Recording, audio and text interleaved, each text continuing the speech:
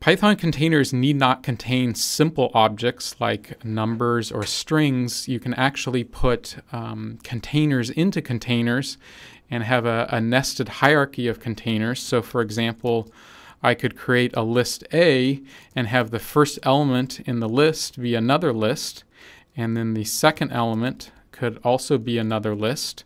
So here I have a list A with two elements. The first element is the list that contains the values 2, 3, and the second element of the list A is also a list that contains the two values 4 and 5. And just like simpler objects in containers, I always access the containers using indexing operations. So if I wanted the first list, I can do A0, so that returns not a individual value, but the entire element which is there, which is the list. And of course I can do the same thing for the other one. If I want to access an individual number out of this list of lists, first I specify whether I want the first or second sublist with the first index. So in this case, I'm interested in the first sublist, and then I provide an additional index to specify which value I want out of the sublist. So for example, this is going to give me the value 2 because this is the value that's in the first position in the first sublist. And of course, I can get other values as well using other index values. I can also do things like set up a dictionary with perhaps lists. So maybe I have a shopping list and I have the fruits and vegetables I'd like to pick up.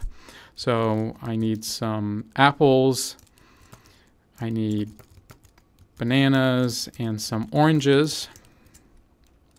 So here the key is fruits. So this is my key, and the corresponding value is not a simple object like a number or a string, but it's actually a list of strings. So this is the corresponding value that goes with the key fruits.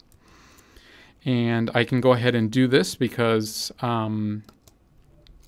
as I said, nested containers and putting other containers into containers is fully supported in Python. I can go ahead and maybe set up another key value pair in my dictionary. So I should eat my vegetables too. So I want to pick up a few things.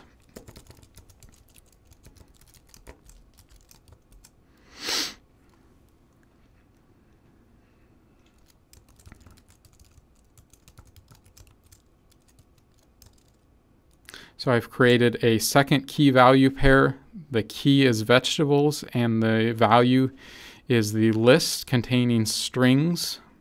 And so now I have my dictionary, and I can go, and if I print this out, I just have to be careful and make sure that I can interpret this properly. So remember that the outermost symbols are the curly braces, so that denotes that overall produce is a dictionary.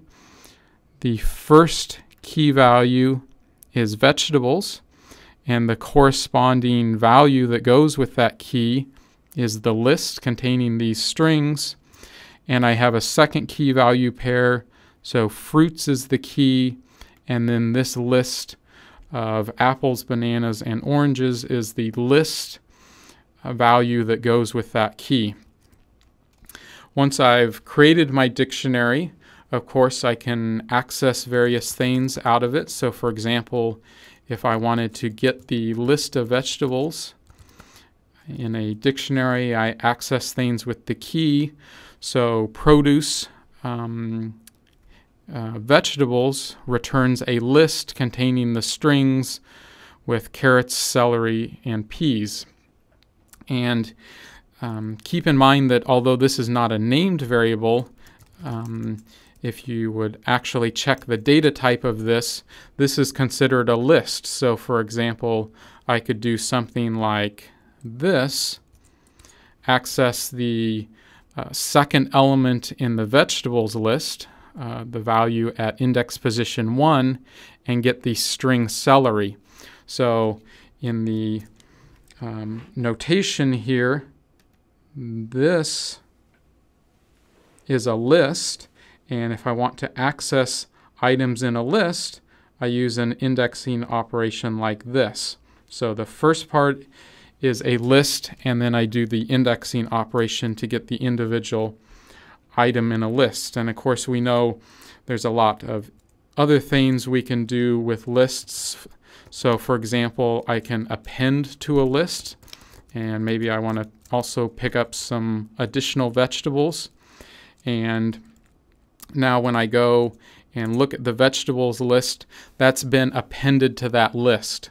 So I always just need to be careful and make sure that I understand as I do these indexing operations what data type I'm working with, so that I use appropriate operations on that particular data type.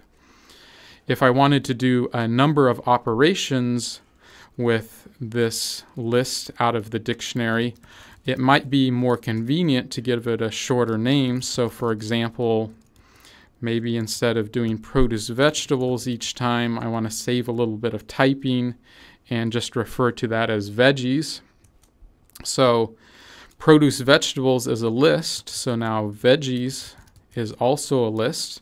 So I can see that by printing it, or also using the type command, which confirms that that's a list.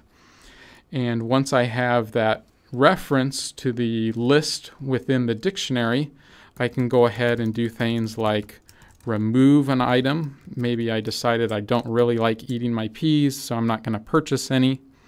So, of course, when I look at the list now, peas has been removed, but remember that this is a reference into a single dictionary. So if I go back and look at the dictionary and I check which vegetables are here, you notice that not only have I removed it from that little list that I was working with, it's truly removed from the list within the dictionary. And that's because what I got was a reference and not a copy of that. So that's a important aspect to remember, because you always need to be careful about getting a reference and confirming or knowing that it's either a copy or a reference, a pointer to the original data.